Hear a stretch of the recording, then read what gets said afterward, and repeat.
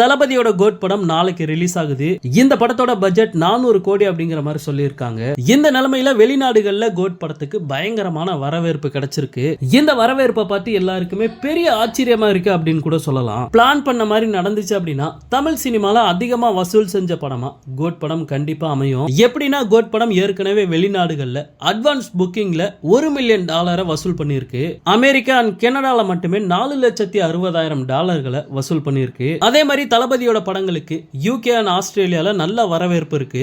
இப்ப கூட தமிழ்நாட்டுல கோட் படத்துக்கு ஸ்பெஷல் ஷோ போடுறதுக்கு பர்மிஷன் கொடுத்திருக்காங்க. சோ எல்லா தியேட்டர்கள்லயுமே காலையில 9 மணி ஷோக்கு பர்மிஷன் கொடுத்திருக்காங்க.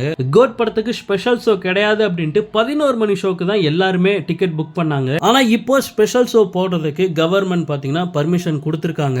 ஒரு நாளைக்கு 5 ஷோ அப்படிங்கிற மாதிரி பர்மிஷன் கிடைச்சிருக்கு. சோ படத்தோட முதல் நாள் வசூலும் பாத்தீங்கன்னா இதனால கண்டிப்பா அதிகரிக்கும். தளபதியோட லியோ படம் ஃபர்ஸ்ட் டேல மட்டுமே 148 கோடி ரூபாய் வசூல் பண்ணுச்சு. அந்த ரெக்கார்டை கோட் முறியடிக்குமா அப்படிங்கறத வெயிட் பண்ணி பார்க்கலாம். ஓகே நண்பா, இந்த மாதிரி தளபதியோட எல்லா அப்டேட்டுமே மிஸ் பண்ணாம பார்க்க நம்ம சேனலை சப்ஸ்கிரைப் பண்ணி சப்போர்ட் பண்ணுங்க. தேங்க்யூ.